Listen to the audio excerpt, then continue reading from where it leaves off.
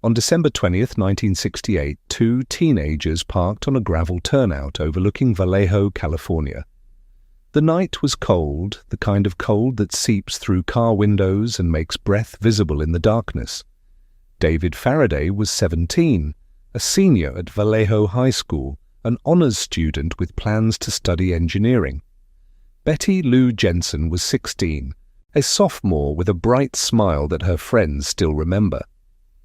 She had spent hours getting ready for this evening, her first real date with David. Her mother had helped her pick out her outfit, a purple dress with matching shoes. She had been nervous and excited, the way 16-year-old girls are when everything still feels new and full of possibility. They had been on their first date. They had gone to a friend's house for a small gathering, nothing elaborate. Just teenagers being teenagers, talking, laughing, playing records. They left around 11 p.m., driving in David's Rambler station wagon, a sensible family car that his parents had lent him for the evening. The trust implicit in that gesture would haunt his father for the rest of his life. David drove to Lake Herman Road, a well-known lover's lane where couples from Vallejo went for privacy. It was a winding, isolated road that offered views of the hills and distance from prying eyes. It was the kind of place that appeared in every small town, romantic in theory, dangerous in ways that young people rarely considered. Within minutes of parking, both would be dead, shot by someone who approached their car with deadly intent. The killer used a .22 caliber pistol, a relatively small weapon but devastatingly effective at close range. He fired with precision, with the calm efficiency of someone who had planned every detail. David died instantly, shot in the head as he sat behind the wheel. Betty Lou tried to run. She managed to open the passenger door and stumble out into the cold December night. She made it 28 feet from the car before 5 bullets struck her back, each shot fired with deliberate aim. She fell face down on the gravel, her purple dress stained with blood, her matching shoes scattered on the ground. When the bodies were discovered by a passing motorist around midnight, the scene was eerily quiet. The car's engine was off, the doors were open. There was no sign of struggle inside the vehicle, suggesting the attack had been sudden and overwhelming. Nothing was stolen. David's wallet was still in his pocket. Betty Lou's small purse lay undisturbed on the car seat. There was no sexual assault, no evidence of any motive that investigators could immediately identify. The murders were efficient, clinical, and seemingly motiveless, just execution. The Solano County Sheriff's Office began their investigation immediately, but they had almost nothing to work with. No witnesses had seen another vehicle. No one had heard the shots. The location was too remote. The .22 caliber shell casings scattered around the scene were common, untraceable without a weapon to compare them to. The gravel turnout was too rough for tire tracks. Any footprints had been disturbed by the first responders and the motorist who had discovered the bodies. Detective Sergeant Les Lundblad, who led the initial investigation, later described the scene as one of the most puzzling he had encountered in 20 years of law enforcement. It was like someone had appeared, killed 2 kids for no reason, and vanished into the night, he said in a 1971 interview. We had nothing, no motive, no suspect, no clear evidence, just 2 dead teenagers and a lot of questions. The families were devastated. David's parents, who had waited up for him to come home, received the news just after 1 a.m. His mother collapsed. His father stood in silent shock, unable to process that he had sent his son out in that car, trusting him to return safely. Betty Lou's parents had already been worried. She was past her curfew when the police arrived at their door. Her mother's first words were, "Is she hurt?" The officers had to tell her that her daughter was dead. The funerals were held 3 days before Christmas. David was buried in his football jersey. He had been on the school team, not a star player, but dedicated and well-liked.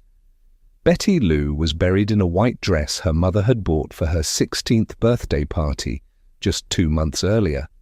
The churches were packed, classmates sobbed, teachers stood in stunned silence. The community of Vallejo struggled to make sense of violence that seemed to have no explanation. 7 months later, the killer did something that no one expected. He wrote a letter. Actually, he wrote 3 letters. Identical messages sent simultaneously to 3 different newspapers in the San Francisco Bay Area: the San Francisco Chronicle, the San Francisco Examiner, and the Vallejo Times-Herald. Each letter arrived on August 1, 1969, in nondescript envelopes with no return address. The postmarks were from San Francisco, dated July 31st. Each letter contained 1/3 of a cipher, 408 symbols in total, divided into 3 separate sections. Each letter demanded publication on the front page, or he would kill again. The threat was explicit and chilling. If you do not print this cipher by the afternoon of Fri, 1st of August 69, I will go on a kill rampage Fri night. I will cruise around all weekend killing lone people in the night, then move on to kill again until I end up with 12 people over the weekend. And each letter introduced the world to a symbol that would become synonymous with unresolved terror. A circle with a cross through its center, like the crosshairs of a gun sight drawn carefully at the bottom of each page. But the letters contained something else, something that transformed a series of murders into a phenomenon that would haunt American culture for more than half a century. At the bottom of the first letter, in careful handwriting that would become intimately familiar to investigators, appeared a phrase. This is the Zodiac speaking. It was the first time anyone had heard that name. No previous communication had used it. The Lake Herman Road murders had been unsolved, filed away as a tragic mystery. But now they had context. They had an author claiming responsibility. They had a killer who wanted recognition. Before we go any further into this story, I want to ask you something. If you're finding this mystery as compelling as I do, take a moment to like this video and subscribe to the channel. Your support genuinely means the world to me, and it helps more people discover stories like this one. I'm also really curious. Where in the world are you watching from right now? Drop a comment below and let me know. I love hearing from you. Now let's talk about what happened when those letters arrived. The newspapers faced an impossible choice: publish the cipher and potentially encourage a killer, or refuse and risk more deaths. The editorial boards met in emergency sessions. Lawyers were consulted, police were contacted. The Vallejo police chief, Jack E. Stilts, recommended publication, believing that the cipher might contain clues to the killer's identity and that public cooperation might generate leads. The families of David Faraday and Betty Lou Jensen were not consulted. They learned about the letters from the news like everyone else. A secondary violation that deepened their trauma, they published. On August 1, 1969, the cipher appeared in 3 separate papers, divided into sections. The images were grainy, this was 1969, and photographic reproduction in newspapers was crude compared to modern standards. But the symbols were clear enough. Strange characters, some resembling zodiac symbols, some looking like Greek letters, some appearing to be entirely invented. The Zodiac had promised that it contained his identity. All someone had to do was solve it. The publication caused immediate sensation. Within hours, cryptography enthusiasts, amateur codebreakers, and curious citizens began attempting solutions. The police switchboards were flooded with calls. Tips poured in from people convinced they had cracked the code, though most were based on wishful thinking rather than actual cryptanalysis. Within a week, 2 high school teachers from Salinas, Donald and Betty Harden, both in their early 30s, cracked the code. They weren't professional cryptographers. Donald taught history and coached track. Betty taught French and Spanish. But they had a hobby interest in puzzles, and they approached the cipher methodically. Betty later described their process in an interview. We started with the assumption that the killer would use common words. Kill, I, thee. We looked for patterns, repeated symbols, the kind of structure you'd expect in English text. Donald set up a frequency table while I worked on trying different word placements. We tried dozens of combinations that went nowhere. Then around 4 in the morning, something clicked. They used frequency analysis and pattern recognition, testing different hypotheses about which symbols might represent which letters. The cipher used a homophonic substitution method, multiple symbols representing the same letter to prevent easy decryption. It was sophisticated for 1969, designed by someone with knowledge of cryptography, but not unbreakable by someone with patience and insight. What they found inside was worse than anyone anticipated. The decoded message read like a confession written by someone who wanted the world to understand his pleasure. "I like killing people because it is so much fun," it began. "It is more fun than killing wild game in the forest because man is the most dangerous animal of all." The misspellings were consistent throughout. Forest instead of forest, animal instead of animal, dangero instead of dangerous. The message continued, describing how killing gave him the most thrilling experience. It explained that the people he killed would become his slaves in the afterlife, serving him in what he called paradise. The message was chilling in its casualness, its matter-of-fact description of murder as entertainment. It revealed a mind that viewed human beings as objects, targets, game to be hunted. The afterlife slavery concept suggested delusion or a specific religious framework, twisted into justification for violence. That word, paradise, would appear in multiple letters, always spelled the same incorrect way. Was it a genuine spelling error, revealing something about the killer's education level? Or was it deliberate misdirection, a false clue planted by someone intelligent enough to craft complex ciphers? Linguistic experts debated this for years. Some believed the misspellings indicated a blue-collar worker without advanced education. Others argued that someone capable of creating homophonic substitution ciphers was clearly educated, and the errors were performance, a mask worn in text.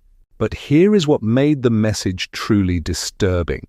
The cipher didn't contain his identity at all. He had lied. The promise of revelation was itself a manipulation. The Zodiac understood something that most criminals of his era did not: the power of narrative control. He wasn't just killing people, he was crafting a mystery designed to obsess a nation. And it worked. By the time the Hardens solved the cipher, the Zodiac had already killed again. On July 4th, 1969, Independence Day, he attacked another couple in a car. This time at Blue Rock Springs Park, a public golf course in Vallejo with a parking area that, like Lake Herman Road, was known as a place where couples went for privacy. Darlene Ferrin was 22, a waitress at Terry's restaurant in Vallejo, outgoing and popular, known for her infectious laugh and generous spirit. She had a young daughter and was separated from her husband, trying to build a stable life as a single mother. Mike Mageau was 19, a friend of Darlene's, though the exact nature of their relationship remained unclear. Some said romantic, others insisted they were just friends. Mike was quiet, introverted, the kind of young man who kept to himself. They had gone to the park around midnight on July 4th after spending the evening watching fireworks. It was a warm summer night, the kind where the air stays thick even after dark. They parked in a lot near the golf course, talking, listening to the radio. Other cars were in the area. It wasn't completely isolated like Lake Herman Road had been. Around midnight, another vehicle pulled into the lot, parking nearby. The driver sat for a moment, then drove away. Mike and Darlene relaxed, thinking whoever it was had simply left. But minutes later, the car returned, pulling up directly next to them, so close that the vehicles were almost touching. The killer approached their vehicle with a bright flashlight, so powerful that it blinded them, making it impossible to see who was holding it. Then he opened fire with a 9mm pistol, shooting rapidly and methodically. The first shots hit the door and window, then bullets struck Darlene in the back and neck. Mike raised his hands defensively. A bullet tore through his right hand, another hit his neck, one struck his face, shattering his jaw. He felt himself falling, the world going dark. The pain overwhelming. Darlene Ferrin died at the scene before the ambulance arrived. She was still conscious for a few moments, making small sounds that the first responders later described as haunting, the sound of someone trying to speak but unable to form words. Mike Mageau survived, though he would require months of surgery to repair the damage to his face and neck. He had been shot 4 times at close range and lived, an outcome that doctors called miraculous. 40 minutes after the attack, a man called the Vallejo Police Department from a payphone. The call was recorded. His voice was calm, almost casual, without emotion or stress. He spoke clearly, in complete sentences with no audible accent. "I want to report a double murder," he said. "If you will go 1 mile east on Columbus Parkway to the public park, you will find kids in a brown car. They were shot with a 9mm Luger. I also killed those kids last year." He was referring to David Faraday and Betty Lou Jensen at Lake Herman Road. Before hanging up, he said one more thing. "Goodbye." The dispatcher, Nancy Slover, later described the voice as eerily calm, like he was reporting the weather rather than murder. There was no emotion, no excitement, just cold delivery of information. The call was traced to a payphone at a Richfield gas station on Springs Road and to Alumni Street, just a few blocks from the Vallejo police station and the sheriff's office. The proximity was brazen, almost taunting. By the time officers arrived at the payphone location, less than 5 minutes after the call ended, the caller was gone. But his fingerprints might have been on the phone receiver, might have been recoverable.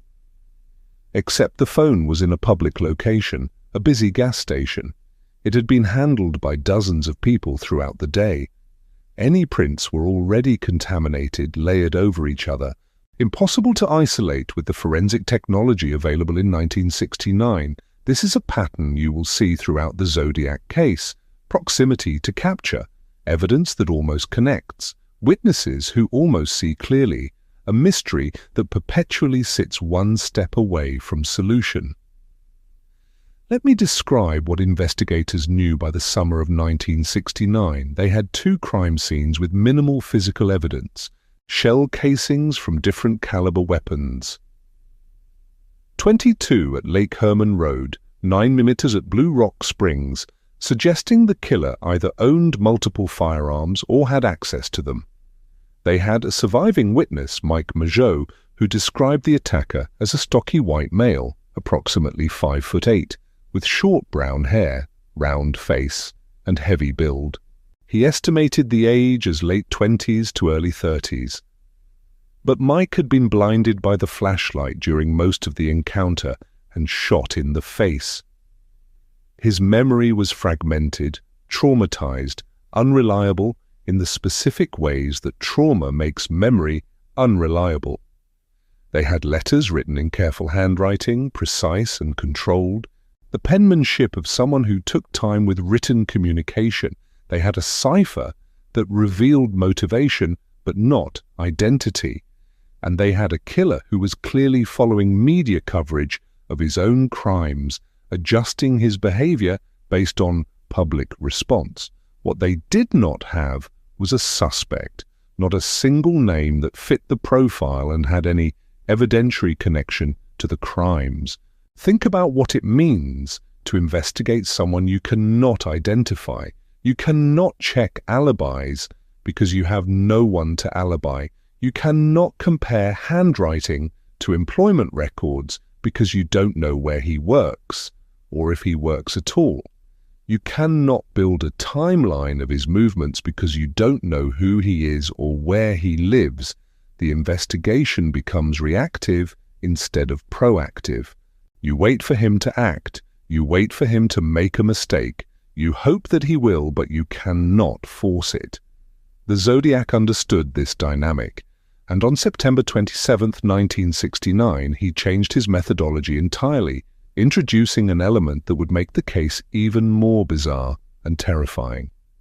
Lake Berryessa is a large reservoir in Napa County, about an hour north of San Francisco, surrounded by rolling hills and oak trees. On a Saturday afternoon in late September, the weather was perfect. Clear skies, warm sun, the kind of day that draws people outdoors. Brian Hartnell and Cecilia Shepard, both students at Pacific Union College, a small Seventh-day Adventist school in the Napa Valley, were picnicking on a small peninsula jutting into the water. It was a spot they knew, a place they had been before, remote enough for privacy, but not isolated in a threatening way. Other people were in the area, fishermen on the lake, a few families on distant shores, though not immediately visible from their position. Brian was 20, a pre-law student, tall and athletic, known for his friendly demeanor. Cecilia was 22, studying music education, planning to become a teacher. They had been dating for several months, a relationship that felt serious and full of potential. On this particular Saturday, they had brought a blanket, sandwiches, and drinks, planning to spend a few hours enjoying the late summer weather. Around 4 in the afternoon, as they lay on the blanket talking, they noticed a man walking toward them from the road, about 200 yards away. Brian later said the man seemed to disappear behind trees and then reappear, as though he was circling, choosing his approach angle, observing them from different positions before committing to direct contact. When he emerged fully into view, walking steadily toward them across the open ground, he was wearing a costume that seemed impossible, surreal, like something from a nightmare. Imagine this. A full executioner's hood, black fabric covering his entire head and shoulders, with a small rectangular opening for the eyes. On the chest of a dark jacket, sewn or pinned carefully, was a white circle with a crosshair symbol drawn in black, 3 inches in diameter, unmistakable. The same symbol from the letters. He carried a pistol in one hand, later determined to be a .45 caliber semi-automatic, and in the other hand, a long knife with a wooden handle and a blade approximately 10 to 12 inches long, the kind of knife used for hunting, designed to cut deep. Brian thought it might be a joke at first, some kind of prank, maybe a friend playing an elaborate game. But as the man got closer, the wrongness of it became clear. The hood wasn't costume fabric. It was homemade, carefully constructed with eye holes cut precisely. The gun wasn't a toy. The knife was real, the blade catching the sunlight. The man's voice, when he spoke, was calm and methodical, muffled slightly through the hood fabric, but clear enough to understand. He told them he was an escaped convict from Montana, that he had killed a guard during his escape, that he needed their car and money to get to Mexico. His tone was conversational, almost apologetic, as though he regretted the inconvenience he was causing them. Brian tried to engage him, to establish rapport, using the techniques people instinctively employ when trying to de-escalate danger. "We'll help you," Brian said. "You can take the car. Take whatever you need. We won't call the police. We'll give you time to get away." The man seemed to consider this. He instructed Brian to tie up Cecilia with pre-cut lengths of clothesline he pulled from his pocket. White rope, already measured and cut to specific lengths, evidence of planning and preparation. Brian complied, his hands shaking, trying to tie the knots loosely enough that Cecilia might be able to escape later. The man noticed. "Tighter," he said, his voice still calm. "I'll check them."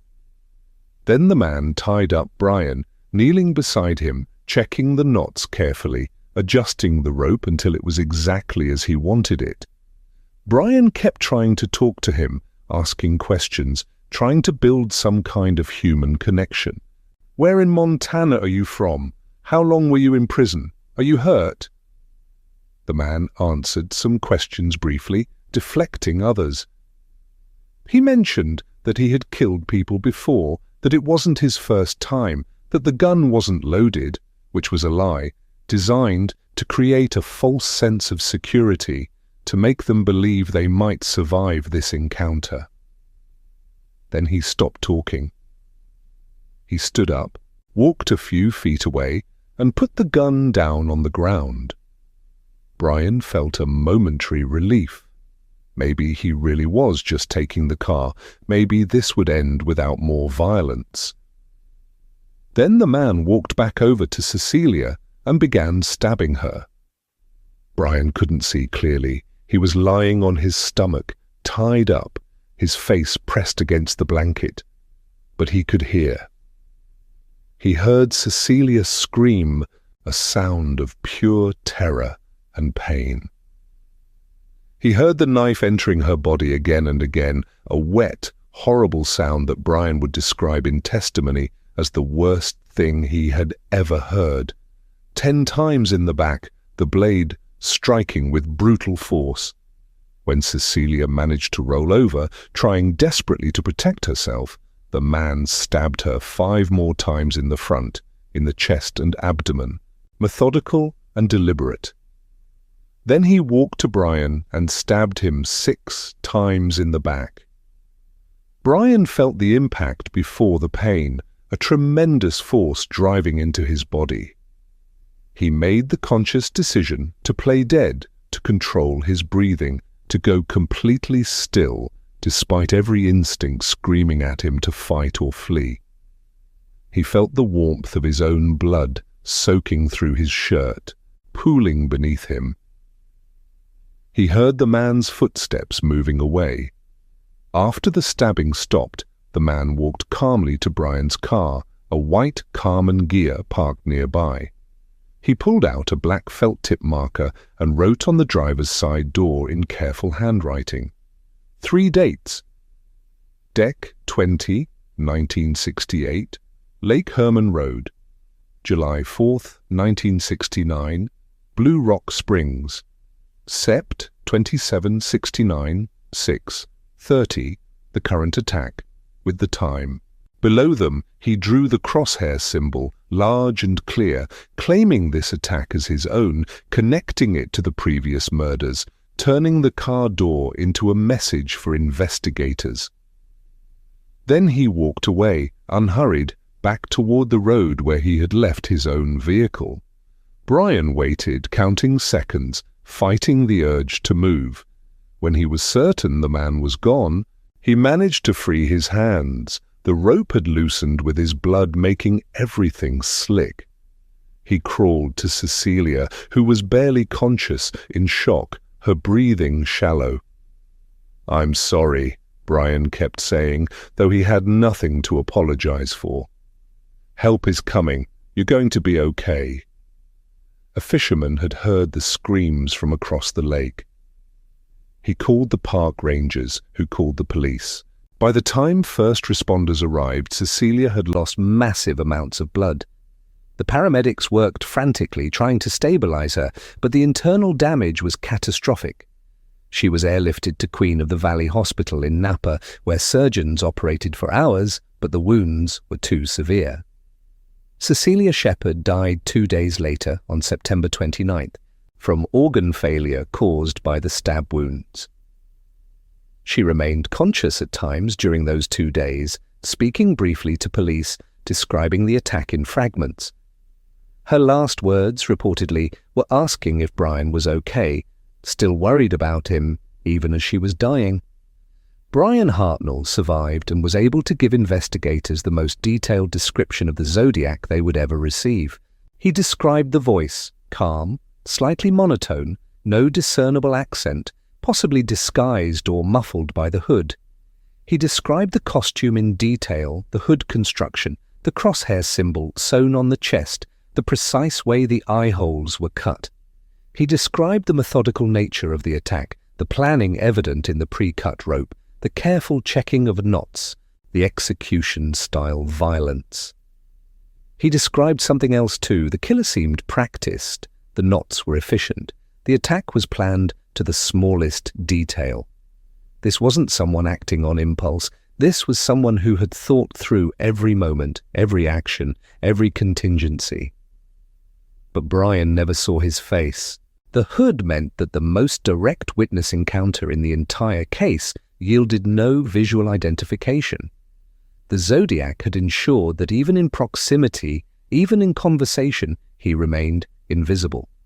The one person who spent the most time with the killer, who heard his voice and observed his behavior, could not pick him out of a lineup. 45 minutes after the attack, a call was made from a payphone at Napa Car Wash on Main Street in Napa. The caller reported a murder, giving the exact location on the lake's shore. "I want to report a murder. No, a double murder. They are 2 miles north of park headquarters." They were in a white Volkswagen Carmen Ghia. Then he added, "I'm the one that did it." The voice matched the voice from the Blue Rock Springs call, according to the Vallejo dispatcher who heard the recording. Calm, emotionless, precise in its delivery. The call was traced immediately. Officers arrived at the payphone within minutes, fast enough that the phone receiver was still warm. On the phone, they found a partial palm print on the handset, clear enough to identify unique ridge patterns. It was potentially the single best piece of physical evidence in the entire case, a print left in controlled conditions, traceable directly to the killer's hand. But the print has never been matched to anyone in any database. It has been compared to every suspect ever seriously investigated. It has been run through AFIS, Automated Fingerprint Identification System, when that technology became available in the 1980s. It has been checked against military records, criminal databases, employment records of anyone who worked in jobs requiring fingerprinting. Nothing. The print remains unidentified, belonging to someone who has never been arrested, never been fingerprinted for any official purpose, or whose prints were never entered into any system the police can access. Let me pause here and ask you to consider something. If you were investigating these crimes in 1969, what would you do? You have witness descriptions that vary slightly but consistently describe a white male, stocky build, brown hair, approximately 30 to 40 years old during the active period. You have handwriting samples from the letters, consistent and analyzable. You have a partial palm print from the Napa phone. You have survivors who heard his voice, who can describe his mannerisms, his speech patterns. You have shell casings from crime scenes, though without a weapon to compare them to. They're just evidence that guns were used.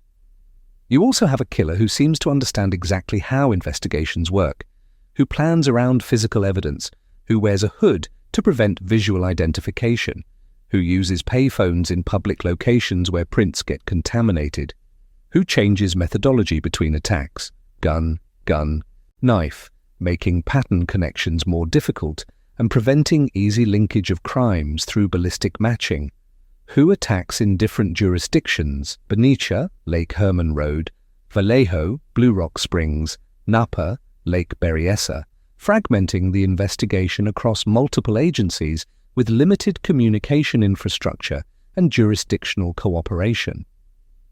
In 1969, there was no national fingerprint database that could cross-reference prints from different states.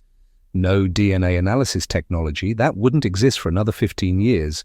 No internet to cross-reference information instantly. No centralized criminal databases. Each police department kept its own records filed in physical cabinets, accessible only by manual search. If the Zodiac lived in one county and killed in another, if he had no prior criminal record in California, there was no automated system to connect him to the crimes. He could be invisible simply by being ordinary, by never having been arrested, by living a life that never intersected with law enforcement record-keeping. He wasn't necessarily smarter than the investigators. He was operating in an environment where the technology to catch him didn't exist yet. And he seemed to understand that advantage perfectly. 2 weeks after Lake Berryessa, the Zodiac killed again. But this time he made a mistake, or came closer to making one than he ever had before. On October 11, 1969, a Saturday night, a taxi driver named Paul Lee Stein picked up a passenger in the theater district of San Francisco, near the intersection of Geary and Mason Streets. It was around 9 p.m., a busy night in the city. The theater district was crowded with people seeing shows, going to restaurants, enjoying the nightlife. Paul Stein was 29 years old, a graduate student at San Francisco State University, studying English literature, driving a yellow cab part-time to support himself through school. He was married, working toward a future that felt within reach. Driving a cab was temporary, a means to an end, something he would look back on someday as part of his journey.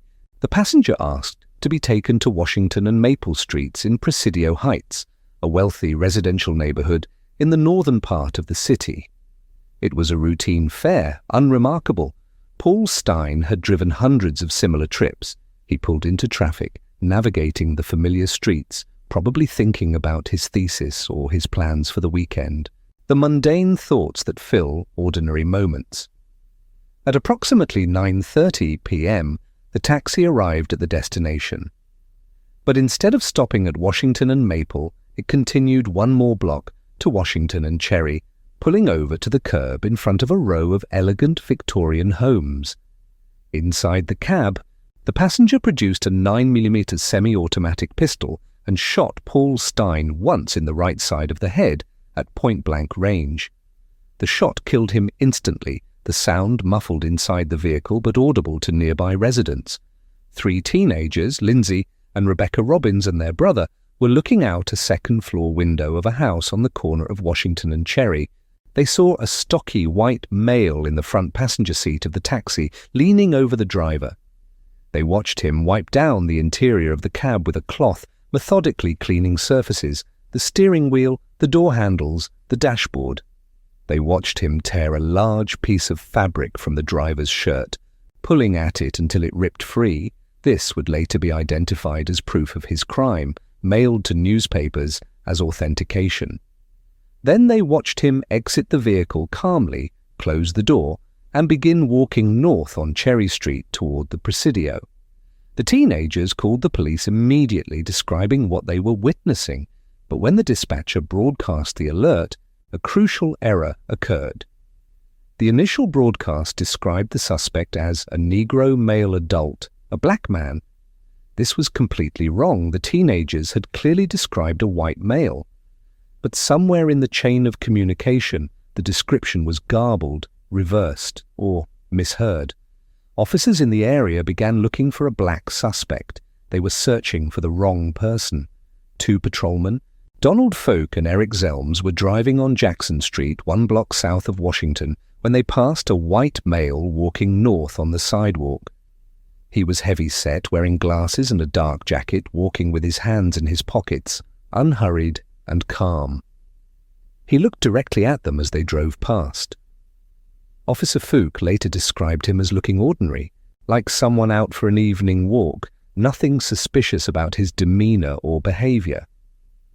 The man didn't run, didn't avoid eye contact, just walked normally, as though he had every right to be there. Moments after they passed him, the corrected description came over the radio: white male, stocky build, glasses, crew-cut, dark clothing.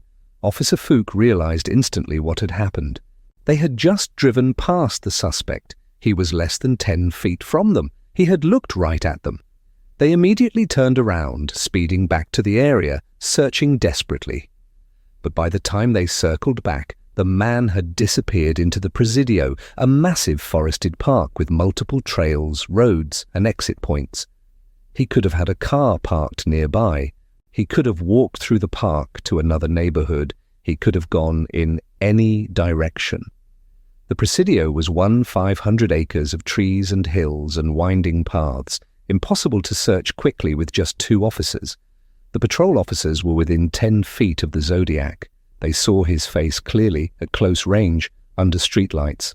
Officer Fuchs provided a detailed description afterward. White male, approximately 35 to 45 years old, 5'10", heavy build, possibly 180-200 pounds, reddish-brown crew-cut hair, glasses with heavy dark frames, wearing a dark navy or black jacket. It was the most detailed physical description ever obtained of the Zodiac. And he walked away. Inside the taxi, Paul Stine was dead, slumped over in the driver's seat, blood pooling on the seat and floor. His wallet was missing, though it was later found discarded nearby with cash still inside, suggesting that robbery was staged to misdirect the investigation.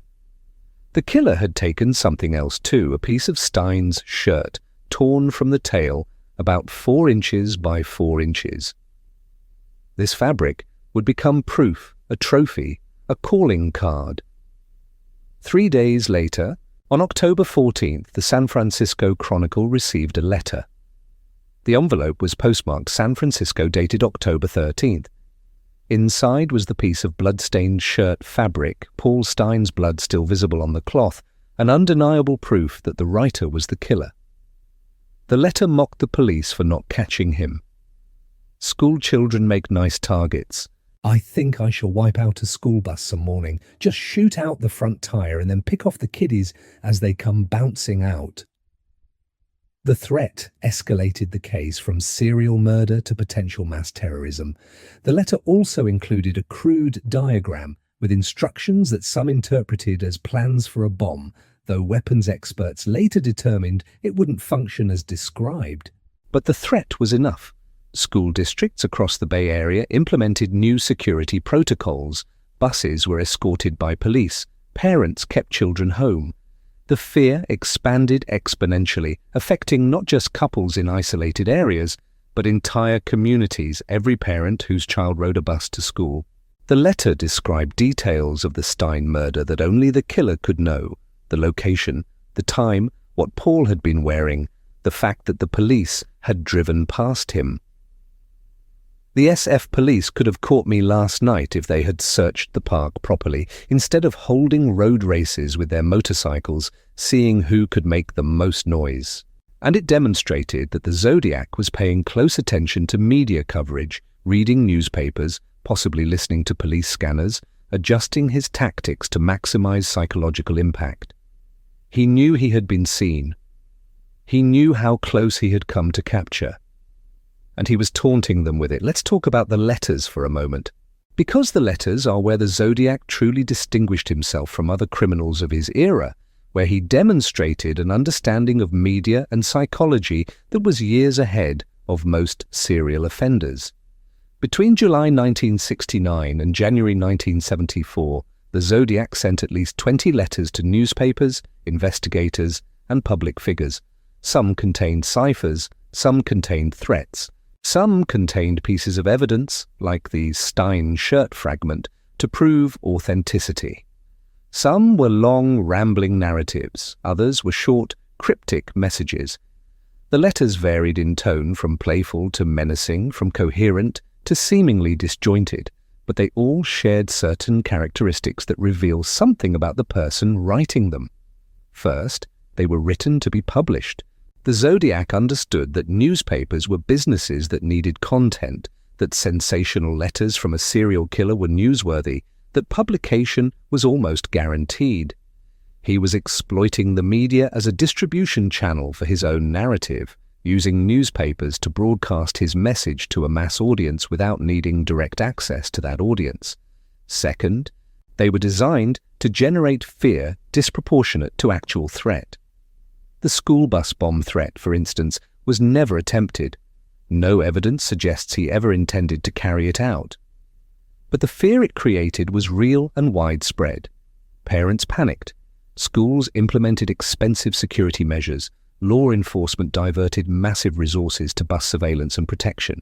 The threat achieved its purpose, spreading terror.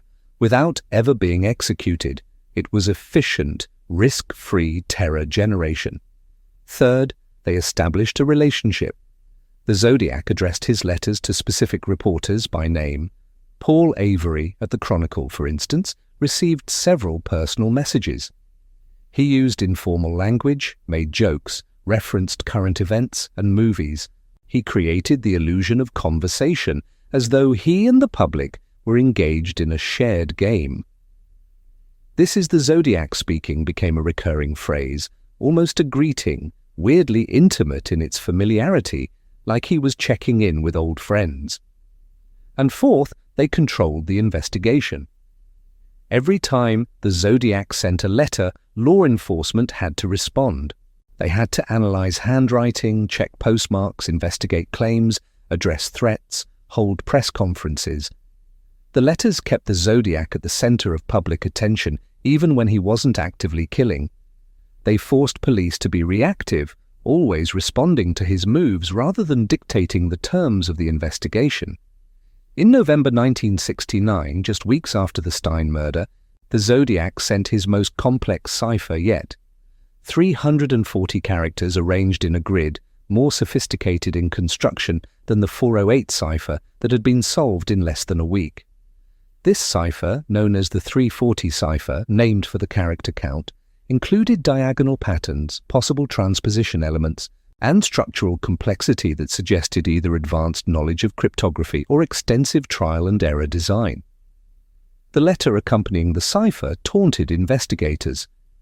"This cipher will be even harder to solve than the last one." It was a challenge, a dare, an invitation to engage with his puzzle. The 340 cipher would remain unsolved for 51 years. Think about that. Half a century. Thousands of people attempted to crack it over the decades. Professional cryptographers from NSA and CIA took runs at it. Amateur enthusiasts spent years working on it, filling notebooks with possible solutions. Computer scientists developed specialized algorithms to test millions of potential decryption keys. Linguistic experts analyzed letter frequency, word patterns, grammatical structures. Everyone assumed it contained his identity. Why else would he send it? Why challenge people to solve it if there was nothing to find? In December 2020, 3 codebreakers working independently across different continents finally solved it. David Aranchak, a software developer from Virginia who had been working on the cipher for years, Sam Blake, an applied mathematician from Australia, and Jarl van Eyck, a computer programmer from Belgium who had developed specialized cipher-solving software. They used a combination of manual analysis and computer processing, testing variations of transposition methods until they found the key. The message, when finally decoded, read, "I hope you are having lots of fun in trying to catch me. That wasn't me on the TV show, which brings up a point about me. I am not afraid of the gas chamber because it will send me to paradise all the sooner because I now have enough slaves to work for me." The TV show reference was to a October 1969 episode of a local television program where someone had called in claiming to be the Zodiac.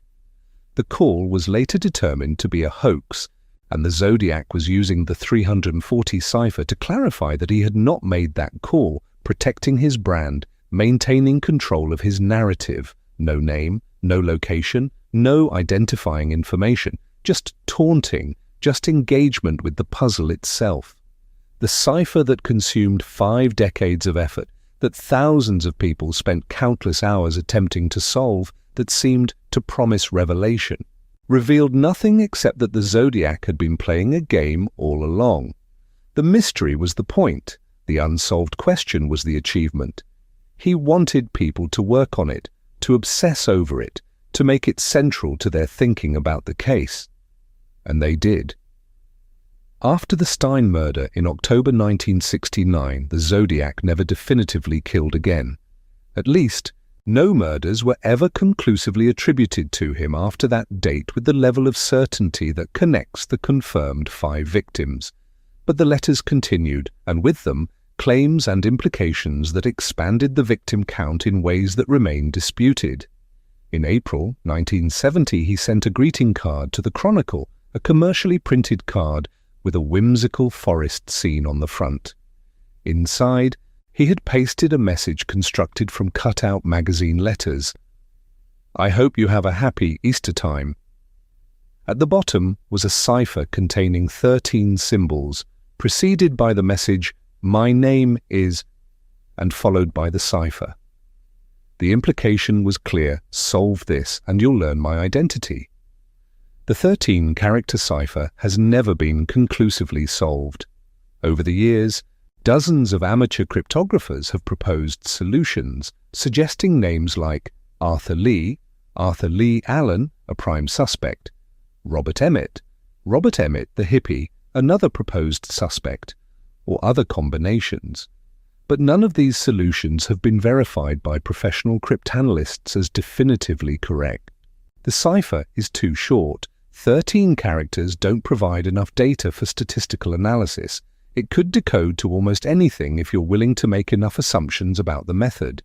The Zodiac may have been playing another game, offering a puzzle that appears solvable but is actually meaningless, designed to waste time and attention. In June 1970, a letter claimed responsibility for 12 victims, though only 5 deaths have ever been confirmed, with physical evidence linking them to the Zodiac. The letter contained a disturbing passage. "I shot a man sitting in a parked car with a .38, and this matched no known Bay Area murder. Either it was fabrication, or the Zodiac had killed someone whose murder was never connected to him." The letter also mentioned the woman and her baby, that I gave a rather interesting ride for a couple hours one evening a few months back that ended in my burning her car where I found them. And this appears to reference an incident involving Kathleen Johns, a young woman who, on March 20, 1970, was driving near Modesto, California, when another driver pulled alongside her and indicated something was wrong with her car. She pulled over. The man said her rear wheel was loose and offered to tighten it. After pretending to fix it, he drove away. But moments later, the wheel fell off completely. The man returned, offering to drive her to a service station. Kathleen, holding her infant daughter, accepted. What followed was hours of driving through back roads. Every time Kathleen asked when they would reach the service station, the man gave vague answers, kept driving, seemed to be taking her in circles. She became increasingly frightened. At one point, when he slowed for a turn, she jumped out of the car with her baby and ran into a field, hiding in an irrigation ditch. The man searched for her briefly, then drove away. Later, her car was found burning on the side of Highway 132. Weeks later, Kathleen saw a wanted poster with a sketch of the Zodiac based on the Stein murder witnesses. She told police the man who had driven her around resembled the sketch, but her identification was uncertain, made under stress weeks after the incident. The connection has never been confirmed. Kathleen Johns' ordeal may have been the Zodiac, or it may have been an unrelated predator, or even a series of coincidences misinterpreted through the lens of fear. The truth is unknowable. In 1971, a postcard arrived referencing the disappearance of Donna Lass, a 25-year-old nurse who vanished from South Lake Tahoe on September 6, 1970. The postcard showed a wooded scene and included a pasted-together message. Peek through the pines, past Lake Tahoe areas. Around in the snow, you shall find 12. Some investigators believed the Zodiac was claiming responsibility for her disappearance, that 12 referred to his updated victim count, that peek through the pines was a clue to the location of her body. Donna Lass has never been found. Her disappearance remains unsolved. The postcard's authenticity is debated. It lacked some of the typical Zodiac markers, and the handwriting analysis was inconclusive. It may have been a genuine Zodiac communication, or it may have been someone exploiting the case to inject themselves into a tragedy. Without Donna's body, without physical evidence, the connection remains speculative. The letters became less frequent as the years passed, more sporadic. The tone shifted slightly, becoming more rambling, less controlled. In January 1974, the Chronicle received a letter that would become the last communication generally accepted as authentic. It referenced The Exorcist, a horror film released in December 1973 that had become a cultural phenomenon. The letter complained, "I saw and think the best satirical comedy that I have ever seen. The Exorcist." He spelled satirical as satirical and comedy as comedy, maintaining the pattern of idiosyncratic misspellings that characterized earlier letters. The letter mentioned that the Zodiac had not been caught, updating his claimed score, Me Tuxa 37, SFPD, Sud 0, 37 victims. No credible evidence supports this number. The 5 confirmed deaths remain the only murders definitively linked to the Zodiac through physical evidence and authenticated communications. This was the last letter that handwriting experts and investigators generally agree came from the Zodiac. After 1974, several letters claiming to be from the Zodiac were received by various media outlets and police departments over the years, into the 1980s and even 1990s. Most are considered hoaxes. The handwriting doesn't match the baseline samples from authenticated letters. The tone is different, lacking the specific verbal tics and phrasing patterns. The knowledge of case details could have been gleaned from published books and articles.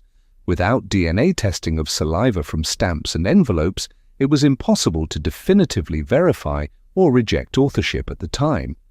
Later, when DNA testing became available, some envelopes were tested, and the DNA profiles didn't match each other, confirming that multiple people had sent fake Zodiac letters over the years. The consensus among investigators is that the Zodiac stopped writing around 1974. The question is, why? There are several theories, and each one opens into a different interpretation of who the Zodiac might have been, what drove him, what his life trajectory might have looked like after the crimes stopped. Theory 1. He died. Natural causes, accident, suicide, illness. If the Zodiac was in his early 30s during the peak of his crimes, 1968-1969, he would have been in his late 30s or early 40s by 1974.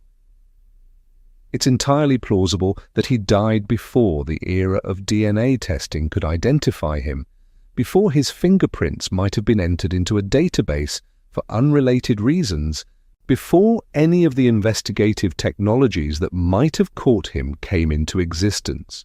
This would explain the sudden cessation of letters and the fact that no definitive forensic evidence has ever matched anyone in criminal databases. Death is permanent silence. Theory 2, he was incarcerated for an unrelated crime. Many serial offenders commit other crimes, burglary, assault, weapons charges, rape, that eventually lead to arrest for reasons unconnected to their murders. If the Zodiac was imprisoned in the mid-1970s for something else, he would have been physically unable to continue sending letters. His fingerprints and DNA would be in prison systems, but if he was never suspected of being the Zodiac, no one would think to compare them to Zodiac evidence. This theory is supported by the fact that several suspects investigated over the years had criminal records for other offenses. Theory 3. He moved away. The Zodiac's crimes were geographically concentrated in Northern California, specifically the San Francisco Bay Area. If he relocated to another state or country for work, family, or to escape the intensity of the investigation, he might have simply stopped targeting the Bay Area. Some investigators believe he may have continued killing elsewhere under different circumstances, his crimes never connected to the Zodiac due to changes in methodology or the lack of letter writing in a new location where he had no established media presence. Theory 4. He achieved satisfaction. The letters suggest someone who derived pleasure from media attention, fame, psychological control over a population. By 1974, the case was no longer front-page news. Public attention had moved on to other crimes, other cultural concerns. The Zodiac's letters were still being published, but with less fanfare, less shock value. If his primary motivation was fame and fear generation, the diminishing returns might have made continued activity feel pointless. He got what he wanted, immortality in the public consciousness, and stopped because there was nothing more to gain. Theory 5. He became aware of advancing forensic technology. DNA analysis began development in the early 1980s, but even in the mid-1970s, forensic science was advancing rapidly. Fingerprint databases were expanding. Interagency communication was improving. If the Zodiac was intelligent and informed, and the ciphers suggest he was, he might have recognized that continued activity increased his risk of identification exponentially. Every letter was another chance to leave DNA on a stamp. Every communication was another sample for handwriting analysis. Stopping was self-preservation, a rational choice made by someone who valued not being caught more than he valued continued notoriety. Each theory implies a different person, a different psychology, a different life trajectory after the crimes, and without knowing who he was, we cannot know which theory is correct. We can only speculate, layering interpretation on top of interpretation, building narratives from fragments. And this is where the Zodiac case becomes something more than a criminal investigation. It becomes a Rorschach test, a mirror reflecting what we believe about evil, intelligence, compulsion, and identity. Let me tell you about the suspects, because the suspects are where the case gets truly complicated, where circumstantial evidence piles up without ever reaching the threshold of proof. Over the decades, law enforcement has investigated more than 2,500 individuals in connection with the Zodiac murders. Some were reported by tipsters, family members, co-workers, neighbors who noticed suspicious behavior or resemblances to composite sketches. Some emerged through routine investigative work, cross-referencing databases, checking ownership records for Zodiac brand watches or similar items. Some were proposed by amateur researchers who spent years, sometimes decades, building circumstantial cases through obsessive attention to detail. The most famous suspect is Arthur Lee Allen, a name that has become almost synonymous with the Zodiac in popular culture, despite never being charged, never being definitively linked by physical evidence. Allen was born in 1933 in Honolulu, Hawaii, but raised in Vallejo, California. He was a former elementary school teacher who was fired in 1968 under unclear circumstances, officially for performance issues, though rumors suggested inappropriate behavior toward children. He worked various jobs afterward, including at a hardware store and as a janitor. He lived with his mother in a house in Vallejo, never married, socially isolated in his adult years. He first came to police attention in 1971 when a friend, Donald Cheney, reported a disturbing conversation. Cheney told investigators that in January 1969, before the first Zodiac letters were sent, Allen had discussed wanting to kill people, to taunt police with letters, and to call himself Zodiac. Cheney said Allen had mentioned attaching a flashlight to a gun to blind victims, a detail that matched the Blue Rock Springs attack. He said Allen talked about hunting people and shooting out the tires of a school bus. This was before any of those details were public knowledge. If Cheney's account was accurate, it suggested Allen had knowledge of the Zodiac's plans before they were executed. Investigators looked into Allen. He owned weapons similar to those used in the attacks. 22 rifles, 9mm pistols. He wore a Zodiac brand wristwatch with the crosshair symbol on its face, something he reportedly wore regularly. He had been in the areas where the crimes occurred on the dates they happened. He had no solid alibis for any of the major attacks. He had a history of violence, though primarily toward animals, Cheney, and others reported that Allen enjoyed killing animals, sometimes in disturbing ways. Allen was known to have read The Most Dangerous Game, a short story by Richard Connell about a big game hunter who becomes bored with hunting animals and decides to hunt humans instead. The Zodiac referenced this story in one of his letters, suggesting familiarity with it. When police searched Allen's property in 1972 and again in 1991, they found disturbing materials, weapons, ammunition, articles about the Zodiac case clipped from newspapers, a map with the locations of the murders circled or marked. They found bloody knives, though testing showed the blood was animal, not human. They found a typewriter similar to one used for a typed Zodiac communication, though typewriter comparison is not definitive. Allen was interviewed multiple times over the years. He was calm, cooperative, denied everything. He had explanations for the circumstantial evidence. The watch was common, the weapons were legal. The interest in the case was natural. Everyone in the Bay Area was following it. The lack of alibis was because he often went places alone, which wasn't a crime. His demeanor was strange. Some investigators found him creepy, evasive. Others thought he was just an awkward man being harassed for crimes he didn't commit. Mike Mageau, the survivor from Blue Rock Springs, identified Allen from a photo lineup in 1991, over 22 years after the attack. He looked at several photos and selected Allen's picture, saying, "That's him, that's the man who shot me." But by 1991, Allen's appearance had changed significantly. He was heavier, older, his hair different. The identification came after decades of media coverage showing Allen as a suspect, after Mageau had seen photos of Allen in newspapers and on television. Was the identification genuine memory, or was it contaminated by years of suggestion? Here's the problem with Arthur Lee Allen as the Zodiac. The physical evidence doesn't match.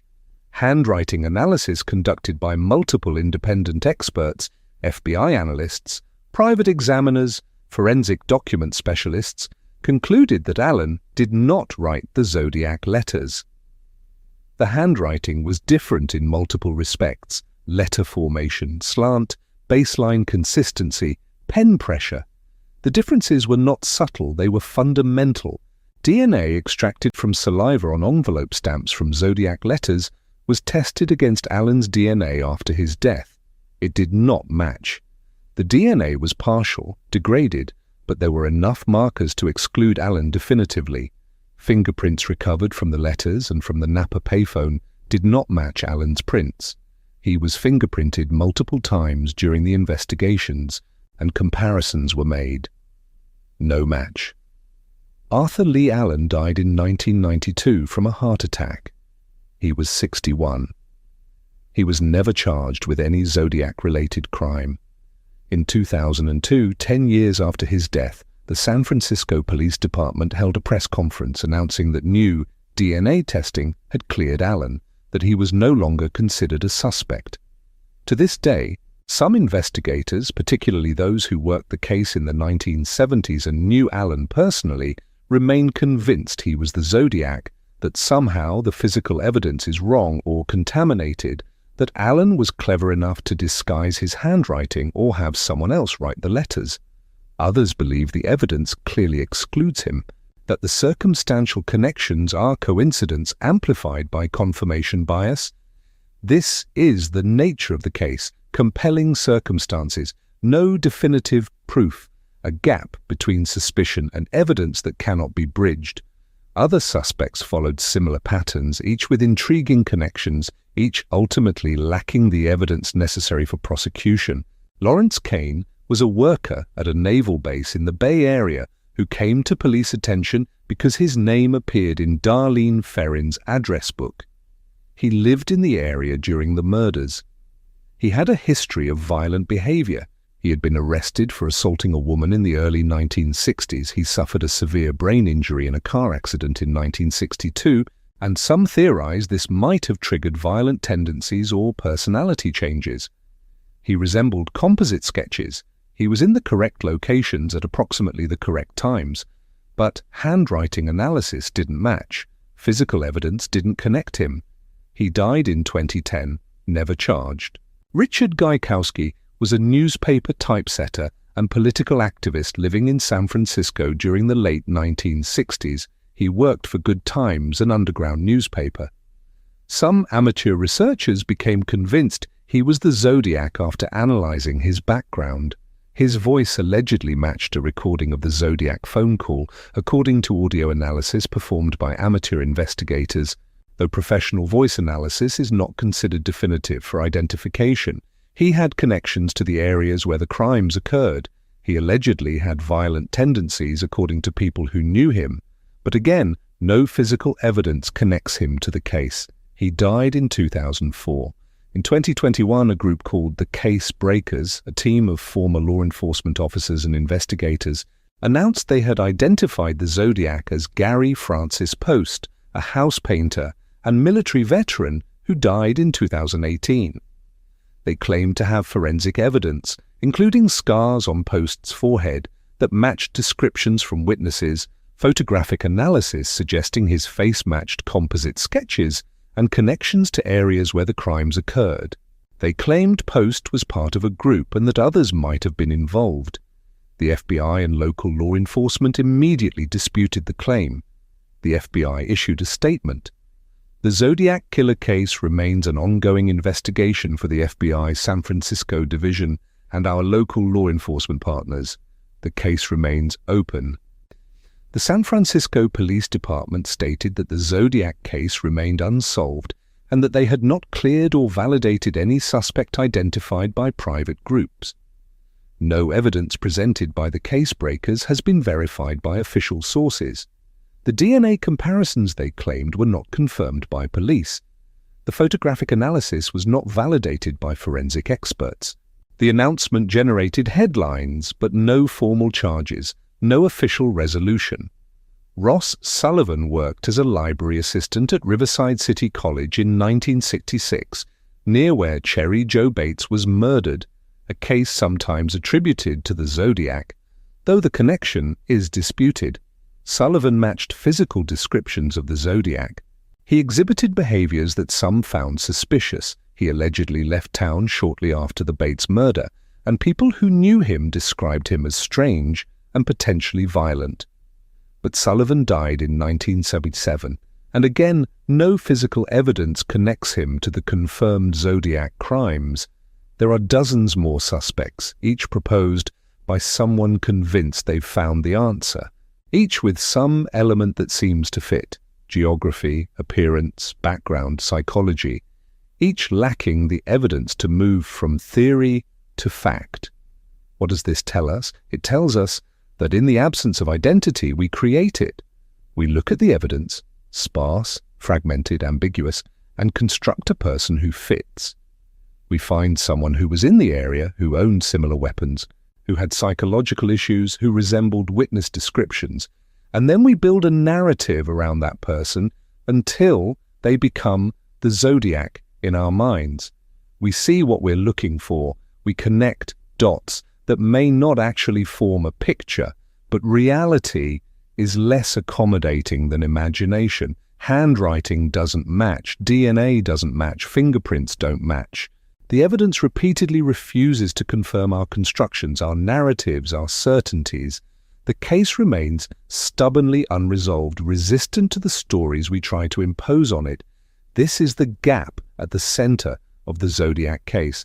Not just the gap between crime and arrest, but the gap between evidence and interpretation, between what we know and what we need to believe, between the facts and the narratives we build to make those facts bearable or comprehensible. Let's return to the evidence itself. What do we actually have? Stripped of speculation and theory, we have 7 confirmed victims across 5 attacks: David Faraday, Betty Lou Jensen, Darlene Ferrin, Cecilia Shepard, and Paul Stein are dead. Mike Mageau and Brian Hartnell survived. These are the only victims definitively linked to the Zodiac by physical evidence, ballistics, crime scene details. and authenticated letters where the Zodiac demonstrated knowledge only the killer would possess. We have letters written in consistent handwriting. The handwriting has been analyzed extensively by multiple forensic document examiners over decades. It's neat, controlled, with specific characteristics, the way certain letters are formed. The distinctive K, the rounded O, the angular T, the spacing between words, the pressure applied to the pen. Experts can identify Zodiac handwriting with high confidence. This means any new letters can be authenticated or rejected based on comparison to the known baseline. We have ciphers. The 408 cipher was solved in 1969. The 340 cipher was solved in 2020. The 13-character cipher from the April 1970 letter remains disputed, with no solution accepted by cryptographic experts. Other alleged ciphers have been proposed in various letters, but their status as genuine ciphers versus random symbols is unclear. We have a partial palm print from the Napa payphone recovered after the Lake Berryessa attack. This print has been run through every available database over the decades: local, state, federal, military. No matches have ever been found. We have partial fingerprints from the letters, primarily from the stamps and envelopes. These prints have been analyzed and compared to every suspect ever seriously investigated. No matches. We have DNA extracted from saliva on stamps from several letters. The DNA is partial, degraded by time and handling, potentially contaminated by postal workers and others who handled the letters before they were recognized as evidence. But it exists. It has been tested against suspects. No confirmed matches. The DNA could theoretically identify the Zodiac if a match entered a database, or if genetic genealogy could build a family tree leading to him, but so far, nothing. We have witness descriptions from multiple encounters: stocky build, white male, brown hair, sometimes described as reddish-brown, glasses in some sightings, approximately 5'8" to 5'10" in height, weight estimates between 170 and 200 pounds, age estimates between 25 and 45 during the active period, which would make him anywhere from 80 to 100 years old today if still alive. We have the costume from Lake Berryessa, described in detail by Brian Hartnell, but never recovered. Black hood, homemade, with carefully cut eye holes. Crosshair symbol, sewn or affixed to the chest. The costume was either destroyed by the Zodiac after the attack or kept as a trophy. Its construction suggests planning and a desire for theatrical presentation.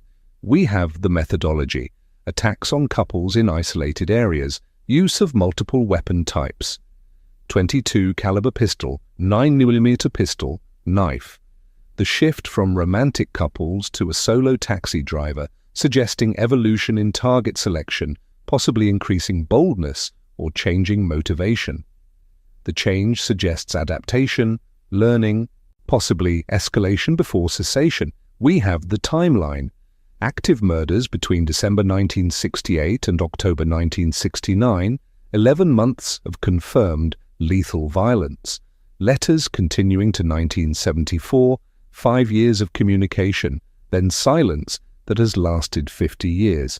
And we have the question that haunts every investigator, every researcher, every person who studies this case: why did it stop? Because here's what doesn't fit standard serial killer profiles. Serial killers rarely stop voluntarily. The psychological compulsion that drives someone to kill repeatedly doesn't just evaporate or resolve itself. It typically intensifies over time. The intervals between killings usually shorten, not lengthen, as the compulsion becomes harder to resist. The methodology often escalates: more victims per attack, more violence, more risk-taking, more elaborate scenarios. But the Zodiac did the opposite. After October 1969, no confirmed murders. Letters became less frequent, less coherent in some cases, and eventually stopped. This pattern suggests external intervention, death, imprisonment, physical incapacitation, institutionalization, or a fundamental change in circumstances or psychology that made continued activity impossible, unnecessary, or undesirable. Unless the Zodiac was never driven by the same compulsions that drive most serial killers, unless his motivation was fundamentally different. Consider this possibility. What if the murders were secondary to the real purpose? What if the Zodiac's primary motivation was not the act of killing itself, but the communication, the creation and control of a narrative, the crafting of a mystery that would outlive him? Look at the evidence through this lens. The murders, while horrific, were efficient but not sadistic in the ways that characterize sexually motivated serial killers. There was no prolonged torture, no evidence of sexual assault or ritualistic elements beyond the basic act of killing, no signs of the killer spending time with the bodies or engaging in post-mortem behavior. The attacks were quick, functional, almost professional in their execution. Even Lake Berryessa, the most violent attack in terms of number of stab wounds, was methodical rather than frenzied. Each stab wound was separate and deliberate, not the wild slashing of someone in an emotional frenzy. But the letters were elaborate. The ciphers were complex, requiring knowledge and time to construct. The media manipulation was sophisticated, demonstrating an understanding of how to control narrative and generate attention. The Zodiac spent enormous effort crafting his public persona, controlling the narrative, engaging with the investigation as a participant rather than merely a target. What if the point was always the mystery itself? What if the murders were performed not for the direct gratification of killing, but to create the story, the puzzle, the legend? This would explain why he stopped. Once the media attention faded, once the case was no longer front-page news, once the letters stopped generating the reaction and coverage they once had, the activity lost its purpose. The murders were a means to an end, generating the fame, the fear, the puzzle that the Zodiac actually wanted to create. It would also explain the ciphers.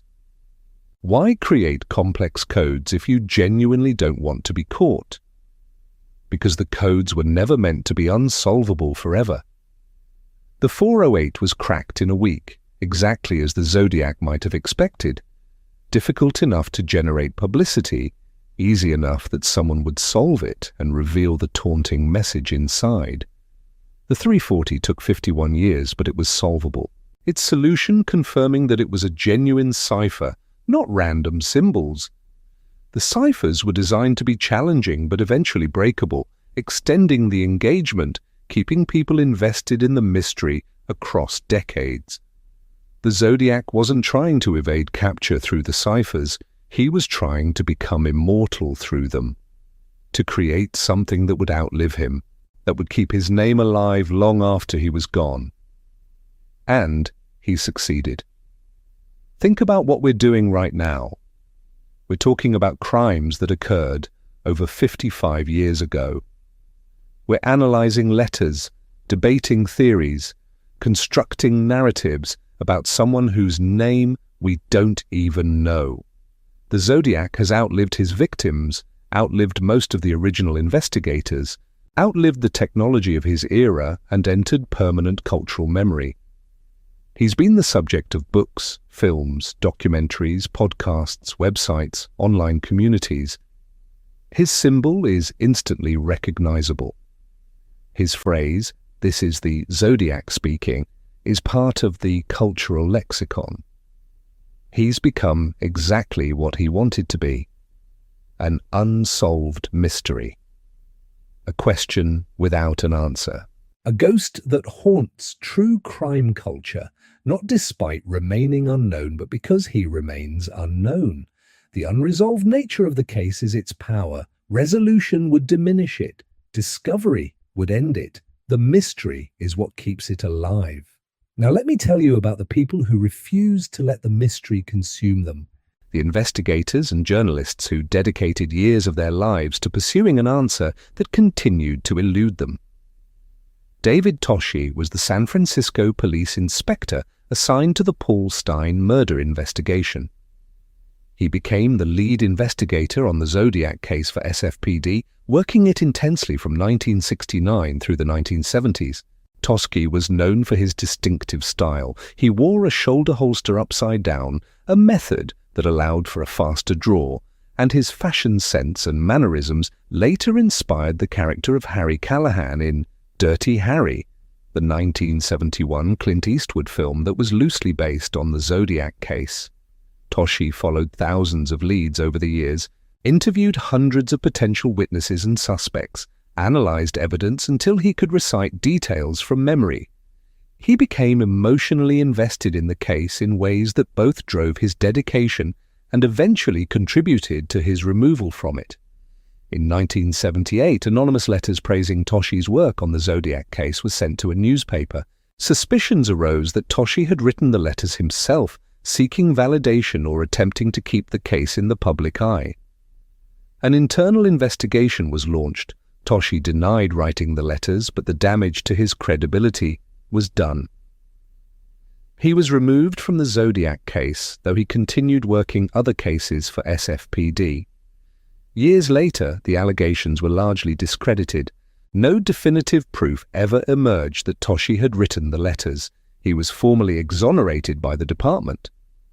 But the case had taken a toll. He retired in 1989 after decades of service, the Zodiac investigation remaining the one major case he was never able to close. Toshi died in January 2018 at the age of 86, never knowing the Zodiac's identity. In interviews toward the end of his life, he expressed frustration, but also acceptance.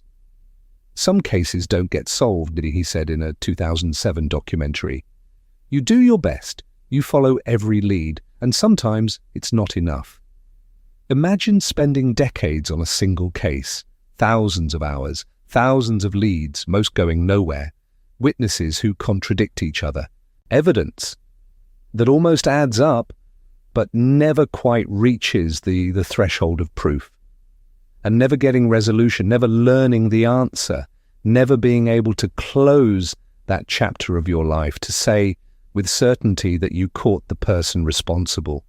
This is the cost of the mystery, not just for victims and families, but for the investigators who dedicated their professional lives to solving it. Robert Graysmith was a cartoonist at the San Francisco Chronicle when the Zodiac letters began arriving in 1969. He wasn't a reporter or an investigator. He drew editorial cartoons and comic strips, but the case captured his attention in a way that would reshape his entire life. Graysmith began collecting information, interviewing people connected to the case, building files of evidence and theories. His obsession grew over the years, consuming his free time, affecting his personal relationships. In 1986, after nearly 2 decades of research, he published Zodiac, a book detailing his investigation and concluding that Arthur Lee Allen was the killer. The book was a bestseller. It introduced the case to a new generation of readers who hadn't lived through the original crimes. It also established Allen as the definitive suspect in popular culture, cementing his association with the Zodiac in the public mind, despite the physical evidence failing to support the connection. Graysmith's obsession cost him personally. His first marriage ended, in part due to the time and emotional energy he devoted to the case. He spent years of his life chasing a mystery that never yielded the definitive answer he sought. The 2007 film Zodiac, directed by David Fincher and based on Graysmith's books, dramatized his investigation and captured the psychological toll of pursuing an unsolvable mystery. The film ends without resolution. Because there is no resolution, Graysmith became convinced of Allen's guilt, but conviction is not proof. Certainty is not truth. In interviews, Graysmith has expressed ambivalence about his decades-long pursuit. Pride in the research and attention he brought to the case, but also recognition of what it cost him personally. The mystery gave him purpose and fame, but it also took years he could have spent on other things, other relationships, other work. The survivors carry a different burden, one more immediate and visceral. Brian Hartnell was stabbed 6 times at Lake Berryessa. He survived through a combination of medical intervention, physical resilience, and sheer will. But survival doesn't mean the trauma ended. Brian has lived 55 years knowing he was within feet of someone whose identity the world desperately wants to know, but he cannot provide the answer. He heard the voice. He observed the behavior. He experienced the attack.